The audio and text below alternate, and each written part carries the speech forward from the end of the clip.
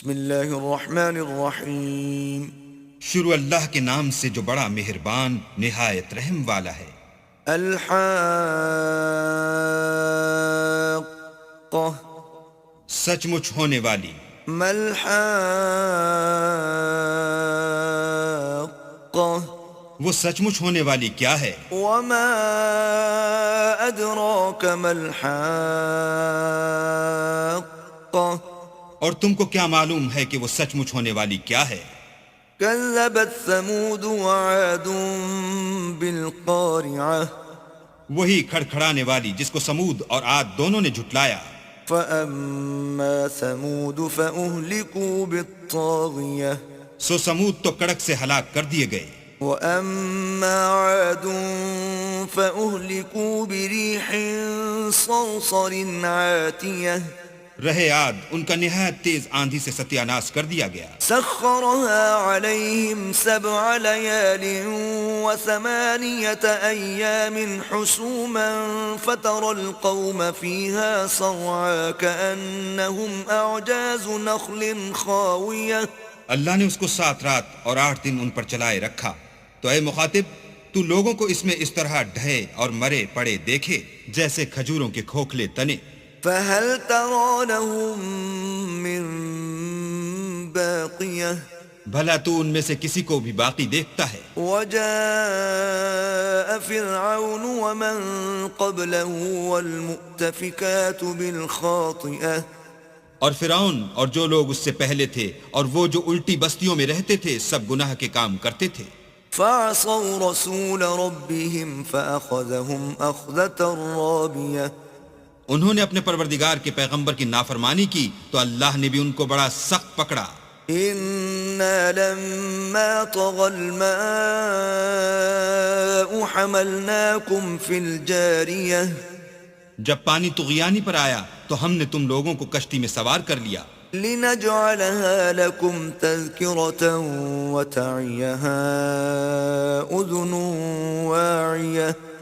تاکہ اس کو تمہارے لیے یادگار بنائیں اور یاد رکھنے والے کان اسے یاد رکھیں. فإذا نفخ في الصور نفخة واحدة تو جب سور میں ایک بار پھونک مار دی جائے گی. وحملت الأرض والجبال فدكتا دكة واحدة. اور زمین اور پہاڑ دونوں اٹھا لیے جائیں گے پھر ایک بارگی توڑ پھوڑ کر برابر کر دیے جائیں گے. فيومئذ وقعت الواقعة تو اس روز ہو پڑنے والی یعنی قیامت ہو پڑے گی. وانشقت السماء فهي يومئذ واهية. اور آسمان پھٹ جائے گا تو وہ اس دن کمزور ہوگا. والملك على أرجائها ويحمل عرش ربك فوقهم يومئذ 8. اور فرشتے اس کے کناروں پر اتر آئیں گے اور تمہارے پروردگار کے عرش کو اس روز 8 فرشتے اٹھائے ہوں گے. يومئذ تعرضون لا تخفى منكم خافية. اس روز تم سب لوگوں کے سامنے پیش کیے جاؤ گے اور تمہاری کوئی پوشیدہ بات چھپی نہ رہے گی. فأما من أوتي كتابه بيمينه فيقول هاؤم اقرءوا كتابيه. تو جس کا اعمال نامہ اس کے داہنے ہاتھ میں دیا جائے گا وہ دوسروں سے کہے گا کہ لیجئے میرا نامہ اعمال پڑھیے. إني ظننت أني ملاق حسابيه. مجھے یقین تھا کہ مجھ کو میرا حساب کتاب ضرور ملے گا. فهو في عيشة راضية. بس وہ شخص من مانے عیش میں ہوگا. في جنة عالية. یعنی اونچے اونچے محلوں کے باغ میں. قطوفها دانية. جن کے میوے جھکے ہوئے ہوں گے. كلوا واشربوا هنيئا بما أسلفتم في الأيام الخالية. جو عمل تم ایام گزشتہ میں آگے بھیج چکے ہو اس کے صلے میں مزے سے کھاؤ اور پیو. وأما من أوتي كتابه بشماله فيقول يا ليتني لم أوت كتابيه. اور جس کا نامہ اعمال اس کے بائیں ہاتھ میں دیا جائے گا وہ کہے گا اے کاش مجھ کو میرا اعمال نامہ نہ دیا جاتا. ولم أدر ما حسابيه. اور مجھے معلوم نہ ہوتا کہ میرا حساب کیا ہے. يا ليتها كانت القاضية. اے کاش موت ابد الآباد کے لیے میرا کام تمام کر چکی ہوتی. ما أغنى عني ماليه آج میرا مال میرے کچھ بھی کام نہ آیا. هلك عني سلطانيه ہائے میری سلطنت خاک میں مل گئی. خذوه فغلوه حکم ہوگا کہ اسے پکڑ لو اور طوق پہنا دو. ثم الجحيم صلوه پھر دوزخ کی آگ میں جھونک دو.